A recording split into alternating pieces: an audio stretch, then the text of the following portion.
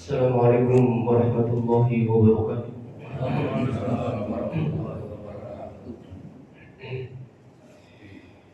Alhamdulillahirabbil alamin. Alhamdulillahilladzi alafa qulubina fasbahna bi ni'matihi ikhwana. Asyhadu an la ilaha illallah wahdahu la syarika lah. Wa asyhadu anna Muhammadan 'abduhu wa rasuluh. Allahumma shalli wa sallim wa barik wa an'im ala nabiyyina Muhammad wa ala alihi wa ashabihi wa man tabi'ahum bi ihsanin ila yaumiddin. Subhanaka la ilma lana illa ma 'allamtana innaka antal alimul hakim wa tub 'alaina innaka antat tawwabur rahim. Allahumma 'allimna ma yanfa'una wanfa'na bima 'allamtana wa zidna ilma. Amma ba'd. Masyaallah muslimin, jamaah yang Allah Subhanahu wa taala. Alhamdulillah, bersyukur kita kepada Allah Subhanahu wa taala yang telah mempertemukan kita kembali dalam satu majelis ilmu yang mulia, yang penuh dengan kebaikan, yang penuh dengan keberkahan. Semoga Allah Subhanahu wa taala memberikan kepada kita kebaikan serta keberkahan dari wasilah majelis ilmu ini. Masyaallah muslimin, jamaah Allah Subhanahu wa taala, insyaallah kita akan melanjutkan kembali kajian tafsir Al-Quran kita di surat Al-Baqarah, ya, ayat yang ke-11, dimulai dari ayat yang ke-11 sampai mungkin 15.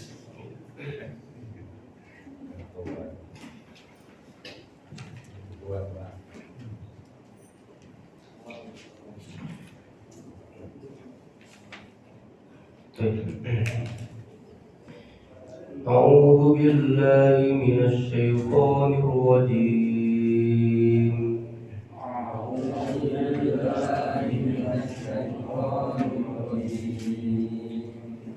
بسم الله الرحمن الرحيم.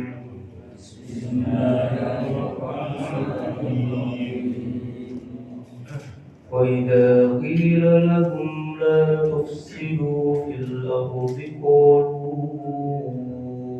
إنما نحن مصلحون.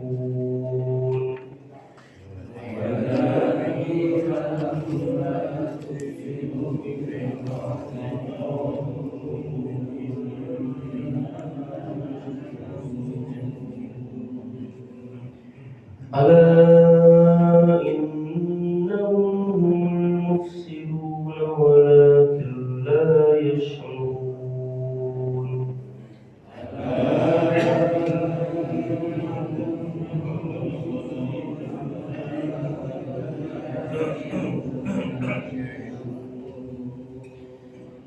وإذا قيل لهم آمنوا كما آمن الناس قالوا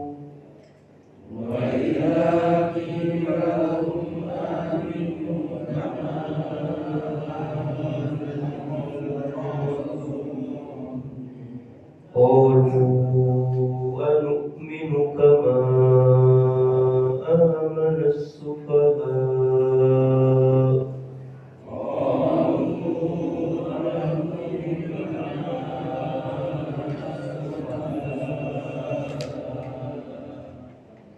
ألا إنهم هم السفهاء ولكن لا يعلمون.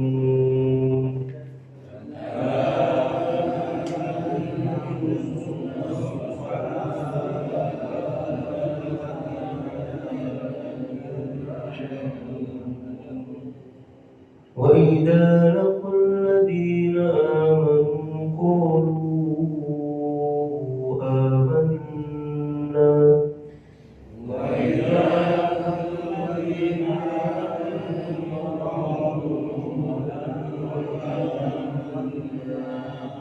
وإذا خلوا إلى شياطينهم قالوا إنا معكم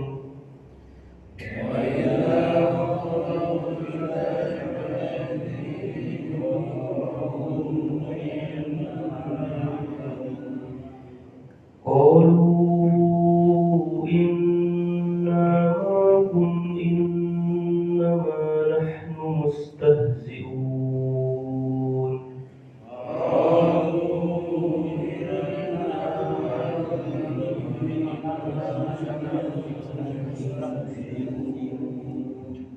الله يستهزئ بهم ويمدهم في طغيانهم يعمهون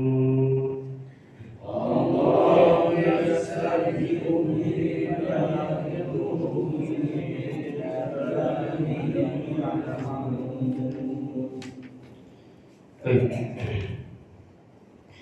kita masih di dalam pembahasan dari surat Al-Baqarah, masih dalam lanjutan ayat yang berbicara tentang golongan yang ketiga, yaitu golongan orang-orang yang munafik.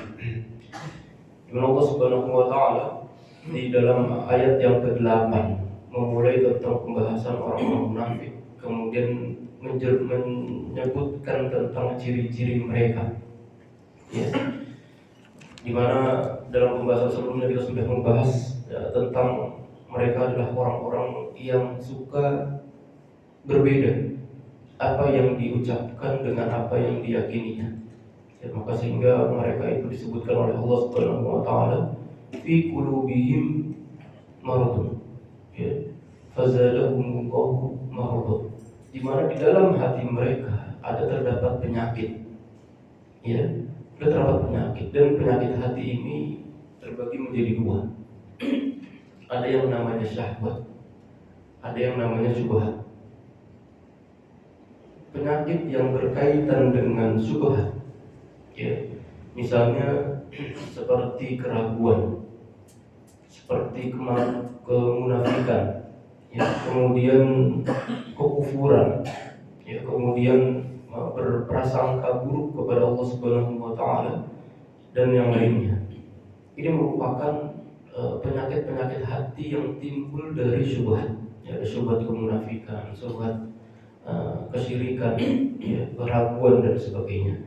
Adapun yang kedua dari tanda penyakit hati itu adalah syahwat, ya, dan syahwat ini kita tahu, ya, seperti suka dengan maksiat, ya, rindu untuk kemudian berzina misalnya dan sebagainya, ya, mencoba untuk memanjatkan syahwatnya, ya, hal-hal yang kemudian berhubungan dengan hawa nafsu kemudian diikuti, dituruti sehingga dia merasa puas, ya, dan merasa nyaman dengan dituruti hawa nafsunya. Maka termasuk dari penyakit hati yang bernama syahwat, ya. Dan celakanya dua penyakit hati yang inti ini terkumpul di dalam diri orang munafik, ya, terkumpul pada diri orang munafik. Dan orang munafik ini kan baru muncul setelah peristiwa perang Badar, ya, di mana Nabi SAW ketika pertama kali hijrah ke Madinah itu mendapati 3 komunitas masyarakat, ya, yang sebelumnya itu tidak ada di Mekah, ya. Nabi SAW harus bertemu dengan kaum muslimin, ya, yang itu terbagi menjadi 2 suku besar, ada suku Aus dan Khazraj, yang ketika masuk Islam bernama Ansar, ya, Ansar. Kemudian Nabi SAW juga harus bertemu dengan orang yang belum beriman, ya, tapi dalam hatinya ada penyakit namanya orang munafik. Kemudian Nabi SAW juga harus bertemu dengan komunitas Yahudi, ya, ada 3 kabilah besar di sana, ada Bani Nadir, Quraidah dan Qainuqa. Ini 3 kelompok masyarakat yang belum pernah ditemui Nabi SAW ketika berada di Mekah, ya. Karena setelah perang Badar, ya, selesai tahun 2 Hijriah, maka orang musyrikin ini kan kalah, ya, kalah sampai kemudian mereka itu takut, ya, karena mereka itu ingin menyelamatkan diri mereka. Akhirnya mereka ini pura-pura masuk Islam. Jadi pura-pura masuk Islam agar kemudian mereka itu tidak mendapatkan tidak mendapatkan perlakuan dari kaum muslimin yang berbeda, ya. Makanya kemudian mereka itu pura-pura masuk Islam agar diri mereka itu selamat. Jadi KTP mereka itu Islam, tapi hati mereka ini munafik, masih kafir, ya, masih tidak terima dengan apa yang diterima oleh kaum muslimin, sehingga dalam diri mereka itu ada keraguan, ada ketakutan, ada kemunafikan, kekufuran, ya. Subhanahu wa taala akan berfirman, fazadahumullahu marada. Nanti sama Allah itu malah justru ditambahkan lagi itu keraguannya. Ya, ditambahkan lagi penyakitnya. Kenapa bertambah? Karena sebenarnya mereka itu sudah punya penyakit, makanya ditambah. Ya kalau kita belum punya, namanya bukan ditambah. Ya, karena mereka itu punya penyakit di dalam hatinya, maka oleh Allah Subhanahu wa taala fazadahumullahu marada. Sama Allah itu justru ditambah ya keraguan penyakit hatinya. Ya, dimana kalau misalnya kalau kita suka berbuat maksiat, ya, orang yang melakukan maksiat, melakukan dosa, itu juga bisa bertambah kemaksiatannya kalau kita itu tidak mengangkat, tidak mengclear seluruh perbuatan kita itu dengan bertobat kepada Allah Subhanahu wa taala. Jadi apapun dosa kita, ya, yang itu menimbulkan tadi penyakit hati itu, kita menuruti syahwat kita atau kita terjebak di dalam syahwat. Kalau kemudian kita mengikuti itu terus menerus dalam kehidupan kita, tidak mengclear mereka dengan bertobat kepada Allah Subhanahu wa taala, maka disebutkan para ulama innal maksiyatuna di ukhtiha, bahwa maksiat ini, maksiat satu yang kita lakukan itu nanti akan memanggil ukhtiha, akan memanggil saudari-saudarinya, akan memanggil maksiat-maksiat yang lain. Ya, kita melakukan satu maksiat A, ya, kita nyaman aja melakukan itu. Nanti tanpa kita sadari, maksiat yang sedang kita lakukan ini bisa memanggil maksiat-maksiat yang lain. Kita akan masuk dan terjerumus ke dalam lubang-lubang kemaksiatan yang lain. Kenapa? Karena pintu maksiat yang pertama ini kita buka dan tidak kita tutup dengan taubat kepada Allah Subhanahu wa taala. Maka ketika Allah Subhanahu wa taala berfirman, "Falamma azaghallahu qulubahum." Ya, ketika kalau mereka itu menyimpang, ya, kemudian mereka ini udah dikasih peringatan, sudah banyak orang yang memberikan nasihat, sudah ditegur, ya, sudah diingatkan, tapi ketika mereka masih tetap menyimpang, maka apa kata Allah Subhanahu wa taala, azaghallahu qulubahum, kami buat jauh lebih menyimpang lagi hatinya. Ya. Nah, kita tahu dari permasalahan seluruh kita ini adalah hati, mata, tangan, wajah, kepala, kaki kita ini semuanya diperintah dengan hati. Ya.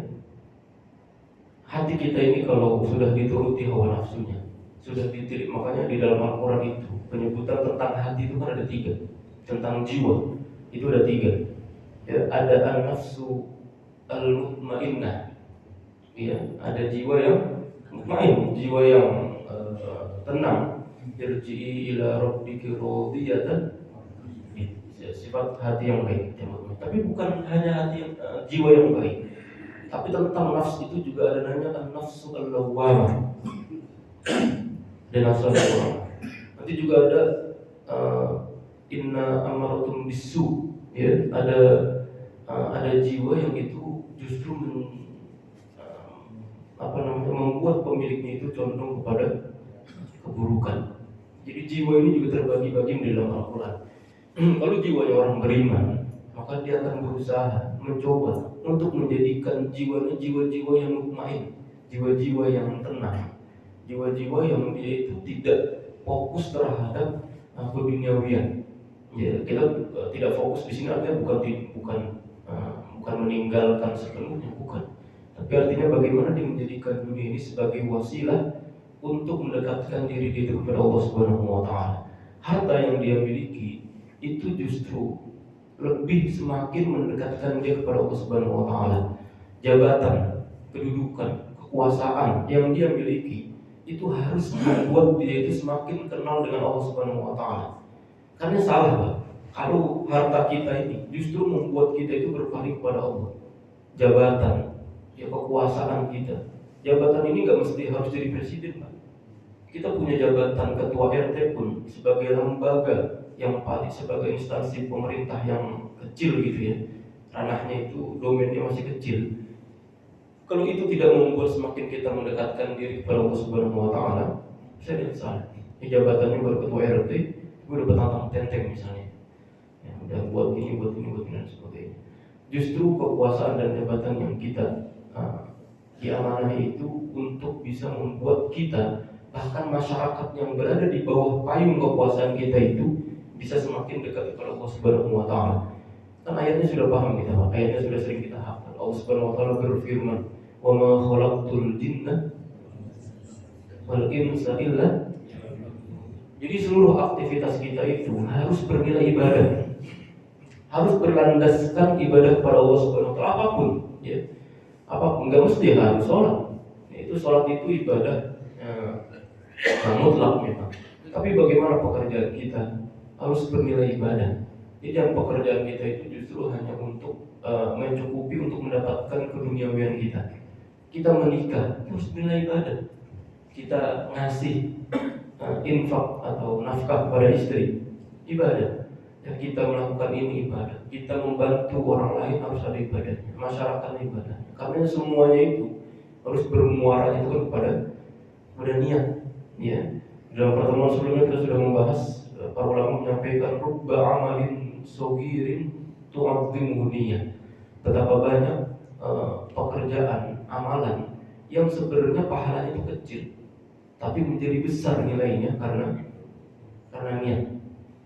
Warubba amalin kabirin tusaggiruhu niyah. Dan betapa banyak amalan, ya, perbuatan-perbuatan yang itu bernilai pahala besar, ya, tapi menjadi kecil nilainya karena niat. Ini Al-Hidayah lagi membuat donasi untuk pembangunan masjid. Besar gak pahalanya? Besar, membangun masjid, ya. Tapi kalau niatnya salah, uang yang dia keluarkan untuk pembangunan masjid bahkan bisa menjadi kecil, bahkan hilang nilainya. Kalau terselip di dalamnya itu riya, sum'ah, orang ingin agar, masya Allah, orang donatur, ya, menjadi orang yang dermawan, bangun masjid dan sebagainya. Kalau itu masuk ke dalam hati kita sehingga menyebabkan kita ini timbul penyakit-penyakit hati yang itu menggugurkan, ya, menggugurkan dari apa yang kita lakukan, maka itu termasuk dari hal yang merugi. Karena seluruh apapun aktivitas kita itu harus berlandaskan dengan ibadah, dan ibadah kita ini harus didasari dengan niat.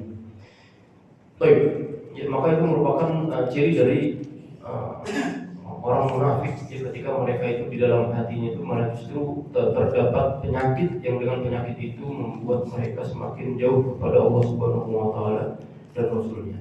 Maka dalam ayat fi qulubihim maradun fazadahumullahu maradan wa lahum adzabun alim, dan azab, dan mereka itu akan mendapatkan azab yang alim. Alim ini azab yang mu'lim, azab yang apa kalau diterjemahkan itu, azab yang pedih, ya.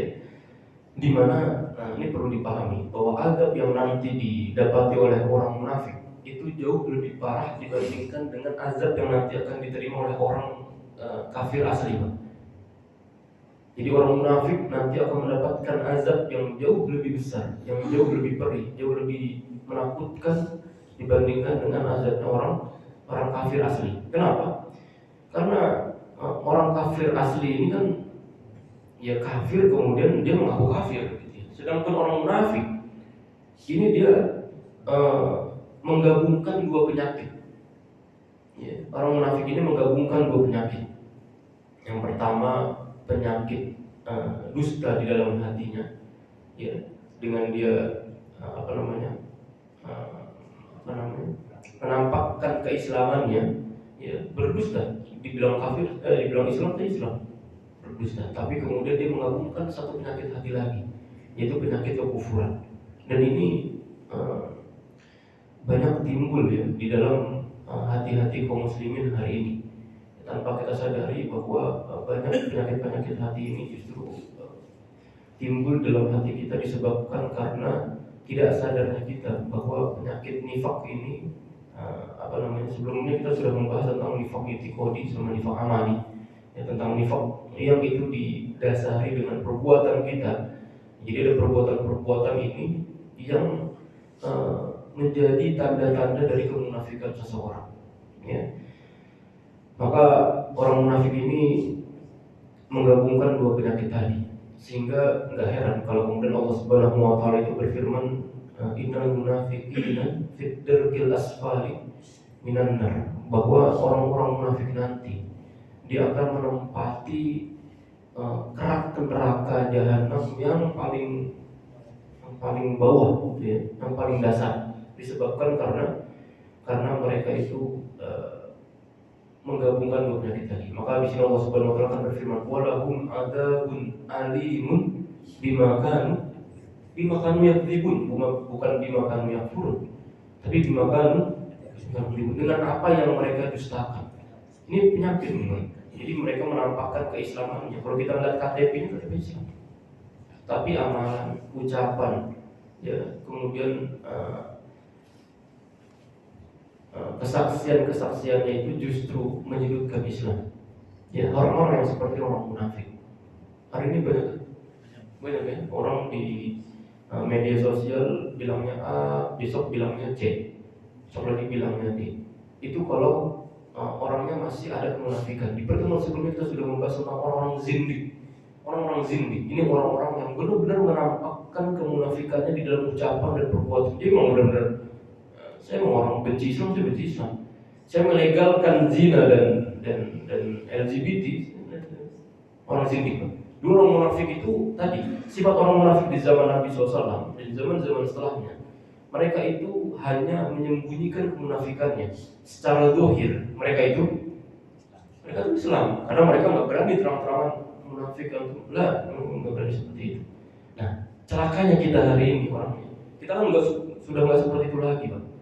Ya, orang munafik hari ini sudah terupgrade. Mereka sudah berevolusi bahwa orang munafik hari ini bukan hanya sembunyi-sembunyi, ya, menjelaskan kemunafikan mereka, tapi bahkan mereka terang-terangan. Makanya dikatakan sebagai orang zindik. Orang zindik ini orang yang menampakkan benar kemunafikannya. Ya, kalau dari KTP-nya KTP Islam, Pak. Tapi kalau hal-hal yang berkaitan dengan Islam itu mereka itu justru menyudutkan, ya, tidak pro terhadap Islam, malah justru menjatuhkan kaum muslimin, orang-orang zindik seperti ini.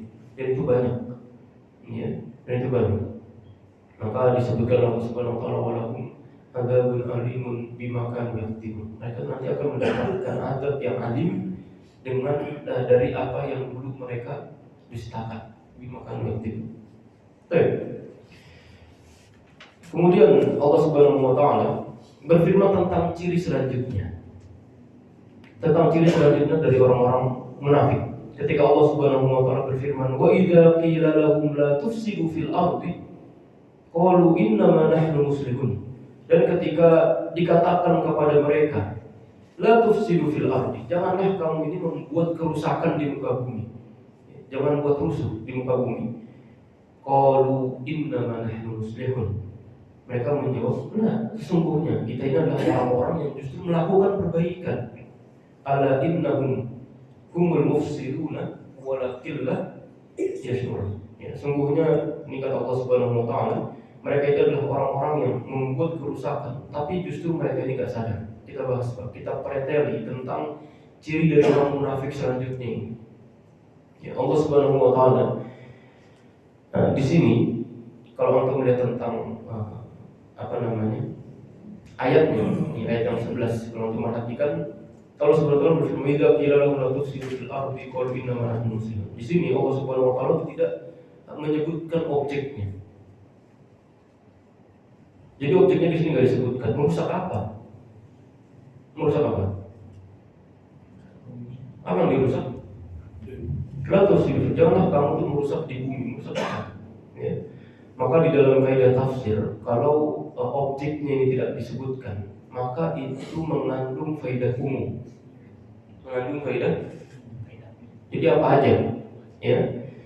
La tufsidu fil ardi, janganlah kamu itu berbuat kerusakan di muka bumi. Maksudnya jangan berbuat kerusakan apapun. Jadi kerusakan ini nggak mesti harus bersifat fisik, lah.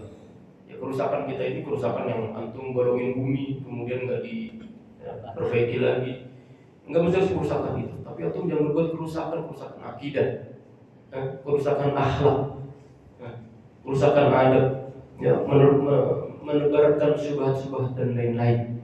Ini termasuk dari kerusakan-kerusakan yang banyak ditimbulkan oleh orang-orang munafik, ya, sehingga kerusakan ini justru bisa mengenai dari kaum muslimin yang lainnya.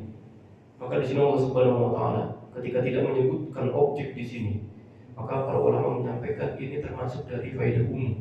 sehingga maknanya itu maknanya ini umum. Ya, bisa termasuk dari kerusakan apapun, kerusakan yang bersifat fisik atau kerusakan yang bersifat non fisik, ya. Dan kerusakan yang dilakukan itu berbeda dengan kerusakan yang dilakukan bersifat non fisik. Ini jauh lebih besar dibandingkan dengan kerusakan yang ditimbulkan karena fisik. Ya, dia berdusta, kemudian bermaksiat.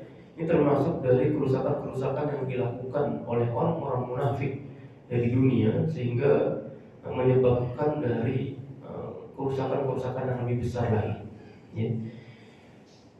Maka ketika mereka itu wa idza qila lahum la tufsidu fil ardi, dan apabila dikatakan, jadi ada yang menegur mereka, Pak.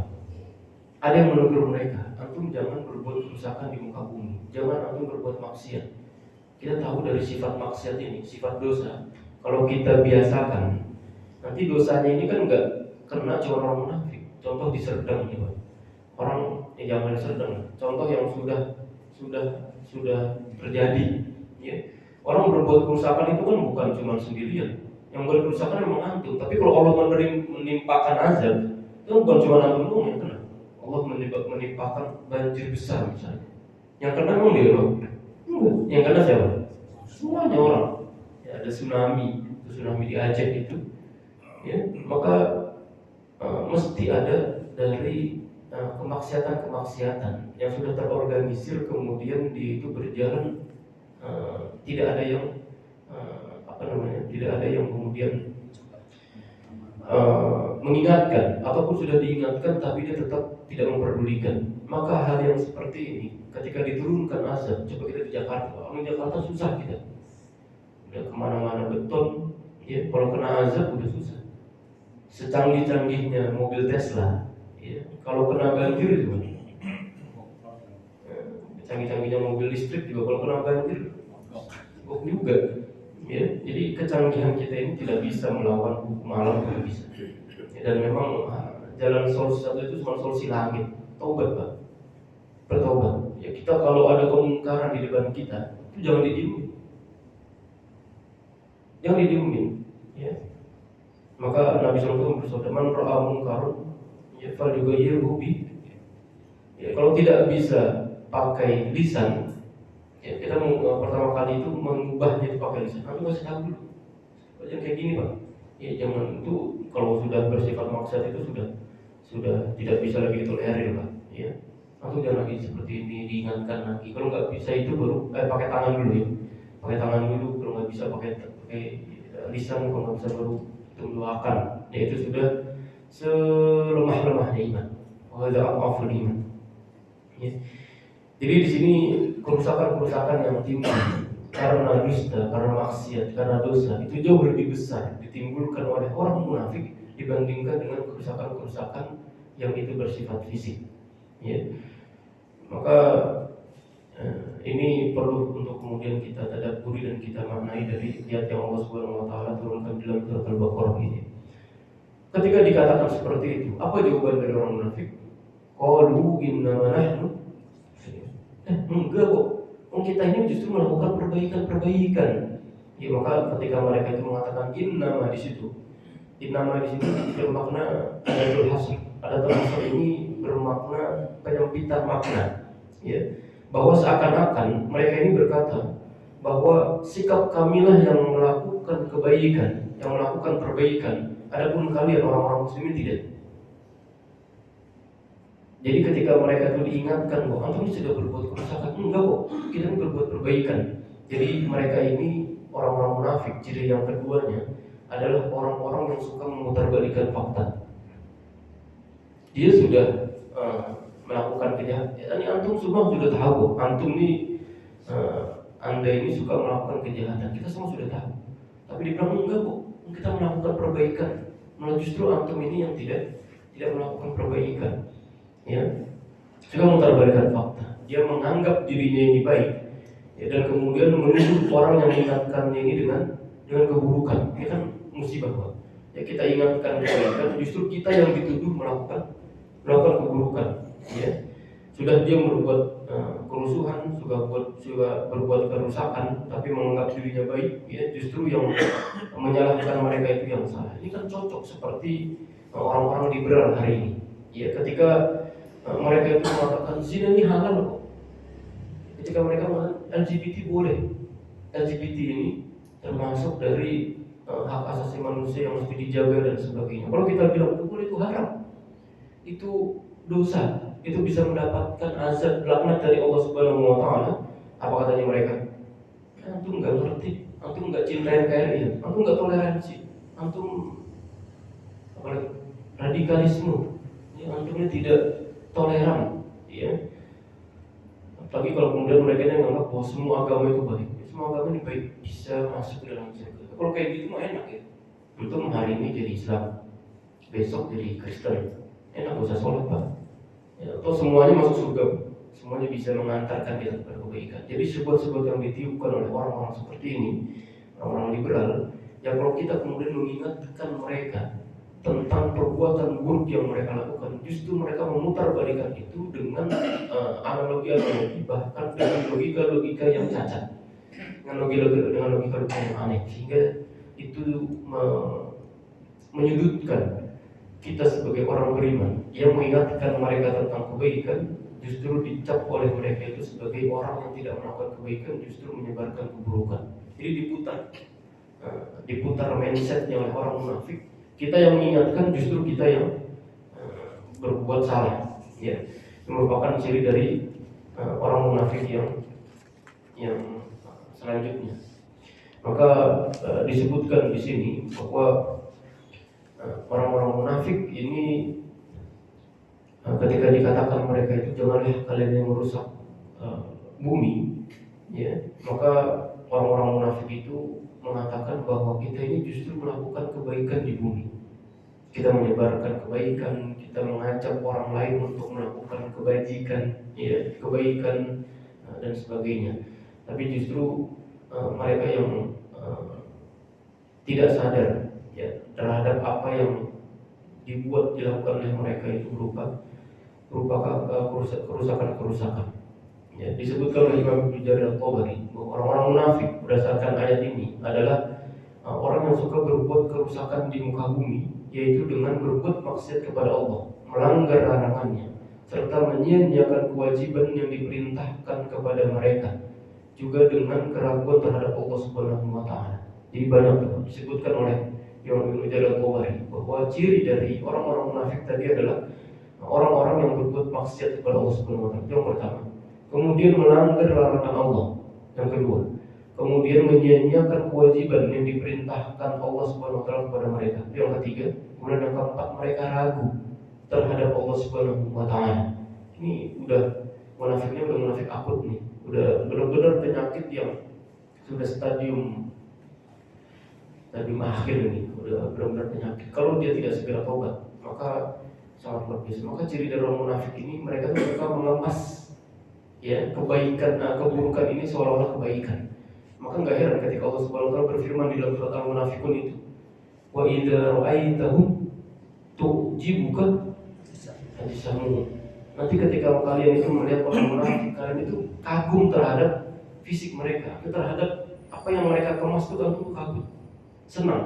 Mereka kemas baik, mereka mudah untuk berbaur, nasihat dan sebagainya. Tapi justru mereka itu di dalam hatinya itu ada penyakit, yang dengan penyakit ini justru bisa membahayakan bukan hanya kaum muslimin satu, tapi bahkan bisa membahayakan Islam, ya.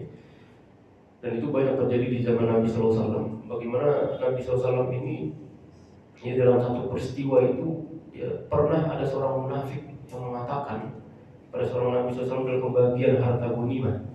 Kemudian mengatakan kepada Nabi SAW, ya Nabi Allah, deal,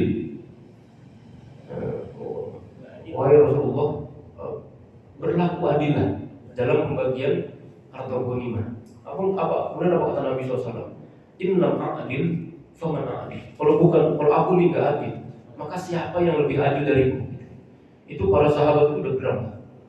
Para sahabat itu udah siap-siap mau tentang Umar itu udah mengeluarkan pedang. Dia bilang, ya Rasulullah, da'ni adribul qawm.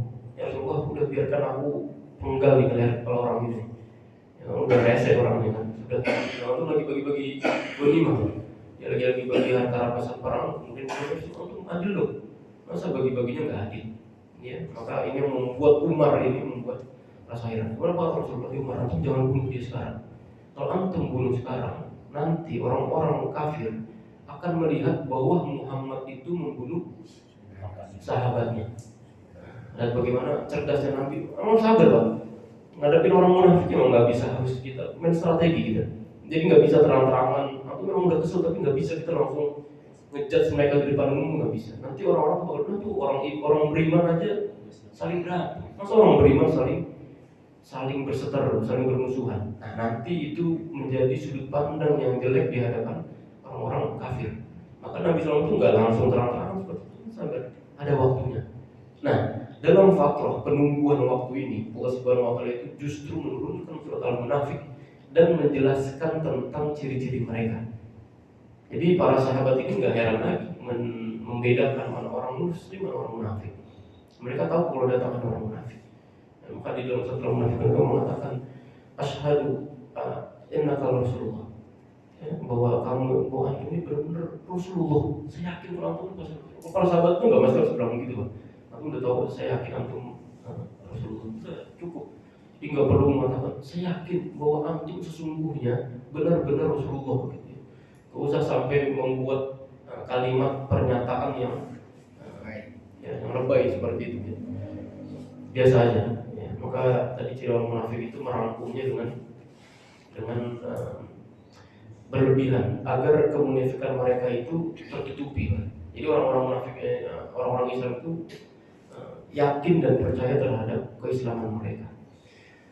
Dan ini pula yang kemudian dikatakan oleh Hasan bahwa di antara bentuk kerusakan yang dilakukan mereka di muka bumi, di mana kaum mukminin menjadikan orang-orang kafir ini sebagai wali-wali mereka, sebagai pelindung, sebagai pemimpin, sebagai backingan mereka, ya, untuk memuluskan rencana dan strategi-strategi buruk mereka.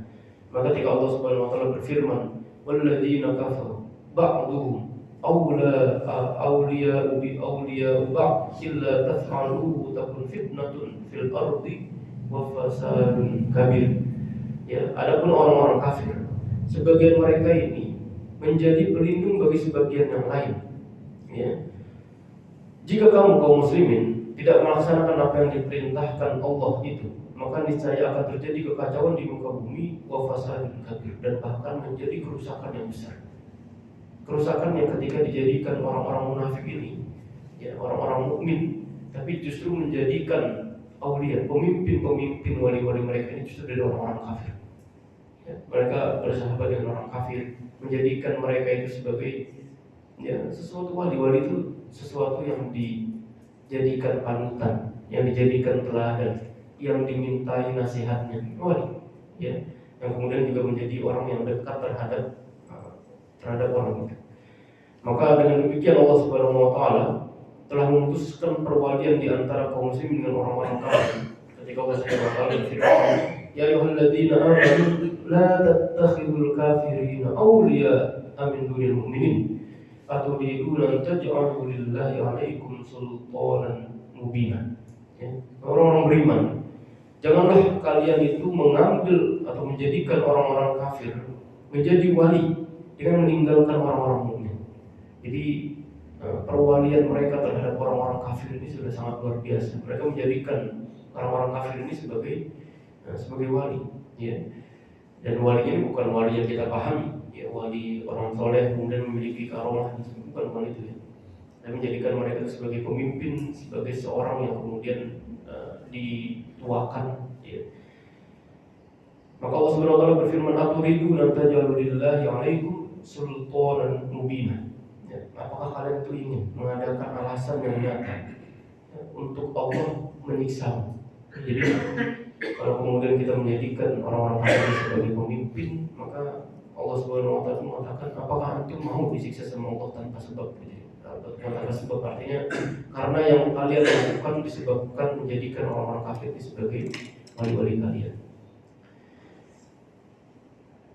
Baik, dan lahirnya orang-orang munafik ini sebenarnya menjadikan orang-orang beriman ini sebagai sebuah masyarakat yang jadi bingung. Di satu sisi mereka menampakkan keislaman mereka, di satu yang lain mereka itu justru ada penyakit yang dengan penyakitnya ini justru membuat mereka ini semakin menyiksa kaum muslimin dari dalam. Maka di dalam surat An-Nur, di antara ciri dari orang munafik itu kan disebutkan oleh Allah Subhanahu wa taala ya ketika Nabi SAW itu habis pulang dari sebuah peperangan yang mengajak Aisyah. Kemudian Aisyah ini tertinggal dari pasukan perang. Ya, kemudian Aisyah ini kan pulang bersama dengan seorang sahabat yang bernama Safwan ibn Mu'attal. Begitu pulang, dan seorang sahabat ini juga sebagai sahabat penyapu lah. Jadi kalau ada dalam perangan ini ada Nabi SAW itu suka menempatkan para sahabat, seorang sahabat atau beberapa orang itu di bagian belakang untuk menjadi bagian penyapu agar kemudian kalau ada yang tertinggal, ada yang ini dan sebagainya ditemui dengan oleh sahabat ini. Dan yang kemudian ditunjuk oleh Nabi SAW pada waktu itu adalah Safwan ibn Mu'attal. Safwan ibn Mu'attal itu seorang sahabat yang sering ngantukan, Pak. Yang sering ngantukan dia. Kalau di jalan di medan perang, itu kan ini repot, makanya ditempatkan sama Nabi SAW ini di belakang. Ya. Maka begitu dia Safwan bin Mu'attal ini datang, kemudian mendapati loh, ini kok ada Aisyah sendirian di padang pasir, ngapain? Yang lain pada pergi, karena sebelum peristiwa ini saya sudah menjelaskan ya tentang Aisyah ini memberhentikan pasukan Nabi SAW karena mencari gelangnya yang hilang. Jadi gelangnya jatuh, Nabi SAW itu memberhentikan pasukan, pasukan perang ini loh. Diberhentikan sama Nabi SAW gara-gara mencari gelangnya Aisyah yang jatuh. Luar biasa Nabi SAW, sosoknya bukan sebagai seorang panglima perang saja, tapi juga sebagai seorang suami. Antum bisa gak bilang di hadapan para karyawan nanti, tadi kita berhenti dulu, ini ibu gelangnya jatuh nih. Pasukan perang itu kan bukan cuma 100-200 orang gitu. Ribuan orang itu diberhentikan sama Nabi itu. Tapi sebentar nih ngambil gelang dulu. Sahabatnya akhirnya diam dulu nyari gelangnya. Nah, ketika Aisyah itu turun, kemudian karena seorang sahabat yang membawa haudat situ, membawa tenda di perang itu.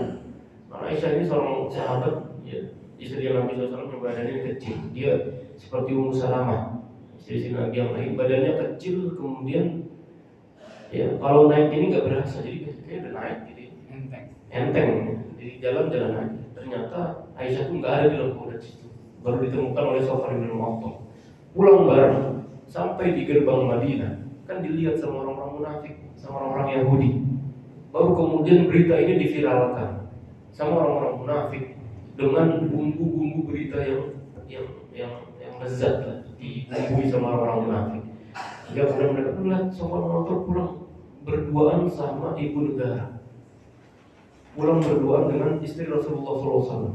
Ya, maka berita itu kemudian tersebar yang membuat berita buruk di hadapan istri Nabi SAW. Dan itu tugasnya atau kerjanya orang-orang munafik.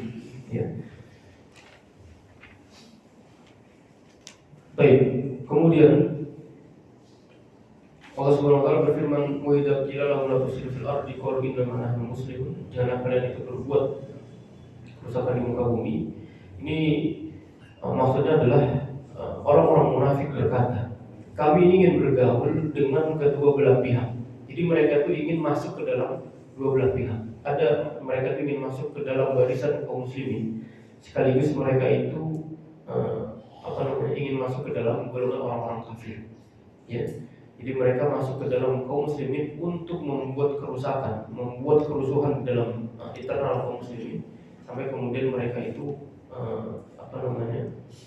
berhasil membuat kaum muslimin bingung sehingga membuat kaum muslimin ini terkecoh.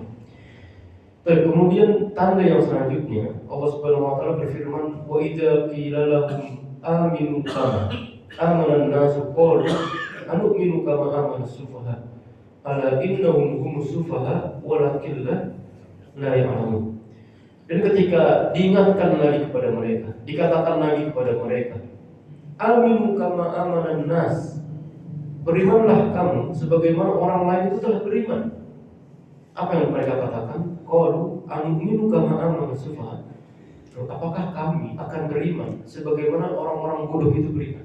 Jadi para sahabat dan Nabi SAW itu dicap oleh orang-orang munafik itu sebagai orang yang sufaha. Sufaha ini apa ya bahasa Indonesianya? Sufaha ini orang yang bodoh, tapi agak cenderung idiot. Dia bukan idiot, dia bukan hilang akal, tapi bodohnya ini kalau diajari masih bisa. Kalau diajari ini masih bisa, ya, tapi dia benar-benar agak bodoh apa ya bahasa Indonesianya? Ya, orang yang lemah akal, ya orang yang lemah akal, ya, serta orang yang sedikit memiliki pengetahuan tentang hal-hal yang bisa mendatangkan maslahat dan mudarat. Ini orang-orang sufaha.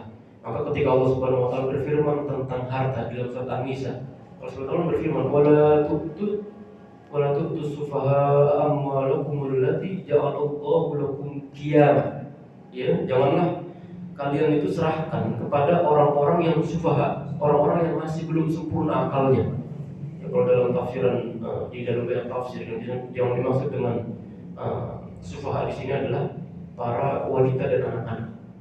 Jadi nggak boleh mereka itu justru diserahkan harta yang banyak-banyak. Ya kalau kemudian mereka itu belum sempurna akal.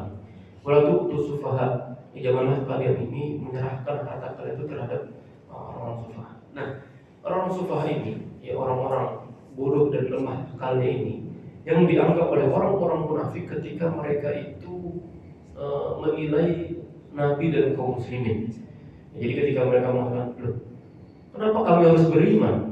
Anu'minu kama amana sufaha. Apakah kita akan beriman sebagaimana tuh para orang-orang sufaha itu beriman? Ya. Apa kata Allah Subhanahu Wa Taala? Ala innahu humus sufaha walakin la ya'lamun. Jadi ada dua nih Pak. Ada dua kalimat Allah yang Allah Subhanahu Wa Taala jelaskan di dalam ayat ini dan ayat sebelumnya. Kalau Allah Subhanahu Wa Taala mengatakan ala innahum humul mufsiduna walakin la yashurun. Mereka itu berbuat kerusakan tapi mereka itu nggak sadar. Nah, di dalam ayat ini Allah Subhanahu wa taala mengatakan ala innahum humus sufaha. Justru yang sufaha itu antum. Walakin la ya'lamun. Kenapa Allah di sini enggak bilang walakin la yashurun? Tapi Allah Subhanahu wa taala justru di sini bilang walakin la ya'lamun. Tapi mereka ini tidak tahu. Mereka ini juga sama tidak sadar juga ya, terhadap kesafihan mereka, terhadap kebodohan yang mereka lakukan. Ya, jadi yang dimaksud dengan bodoh di sini adalah Nabi dan para sahabat.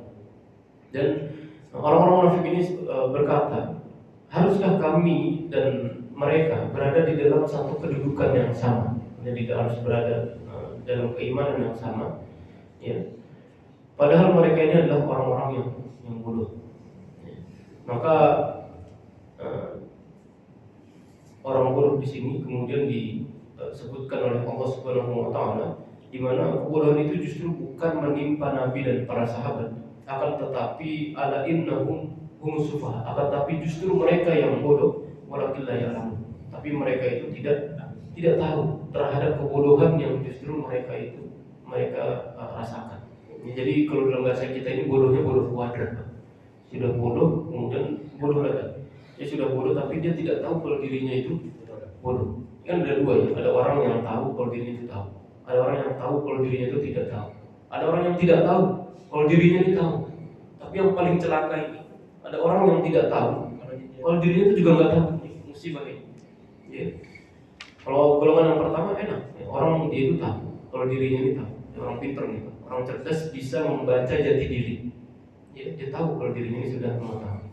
Tapi juga banyak orang yang sudah mengetahui, ya tapi orang yang tahu kalau dirinya ini tidak tahu. Dia tahu, sadar tentang kelemahan dirinya. Kalau diminta untuk menjabat sebagai seorang ini, enggak. Kenapa? Karena saya tahu kapasitas saya ini nggak mampu untuk menjabat seperti ini. Kalau dia diminta untuk menikah lagi, enggak. Kenapa? Karena saya tahu kapasitas diri kita. Ya, jadi jangan kita memaksakan diri terhadap sesuatu yang kita ini tidak mahir di dalam bidang tersebut. Antum tahu ukuran baju antum sekian, tapi kita memaksakan untuk menikah lagi. Jadi bajunya itu justru kebesaran atau bahkan kesempitan. Ya. sudah tahu kapasitas orang. Tapi kemudian golongan yang ketiga ada orang yang tidak tahu kalau dirinya ini tahu. Ya, ini orang-orang yang perlu diingatkan. Ada orang bodoh yang dia itu bukan orang bodoh, orang lalai. Dia tidak tahu kalau dirinya ini tahu. Ya, suka minderan, suka tidak sadar dan sebagainya. Dan yang golongan yang ketiga adalah golongan orang-orang yang dia tidak tahu kalau dirinya ini tidak tahu. Ya, udah dirinya itu tidak mahir, kemudian dia mencoba dan bahkan memaksa untuk mengambil amanah yang dia tidak mahir di dalamnya. Ya, maka ini merupakan ciri dari golongan dari orang-orang munafik yang selanjutnya. Baik, muslimin jamaah Allah Subhanahu wa taala. Ya. Ini dari ciri-ciri dari golongan orang munafik yang Allah Subhanahu wa taala sebutkan di dalam ayat 11 sampai ayat yang ke-13. Ini tentang golongan orang munafik yang selanjutnya. Maka dalam pertemuan selanjutnya kita akan membahas tentang golongan orang-orang munafik, ya, tentang ciri-ciri dan tanda-tanda mereka yang Allah Subhanahu wa taala sebutkan di dalam surat Al-Baqarah ayat 14 sampai nanti ayat yang ke-20. Jadi dalam pertemuan yang insyaallah kita bahas dalam pekan ke depan. Wallahu a'lam bishawab. Semoga yang sedikit ini bisa mendapatkan manfaat, ya, bisa memberikan manfaat, bisa mengamalkan kita untuk tidak terjatuh dan terjerembab ke dalam lubang kemunafikan, ya, tidak masuk ke dalam tanda-tanda dari orang-orang munafik. Aqulu qouli hadza wa astaghfirullah li wa lakum subhanakallahumma wa bihamdika asyhadu an la ilaha illa anta astaghfiruka wa atubu ilaik. Assalamualaikum warahmatullahi wabarakatuh.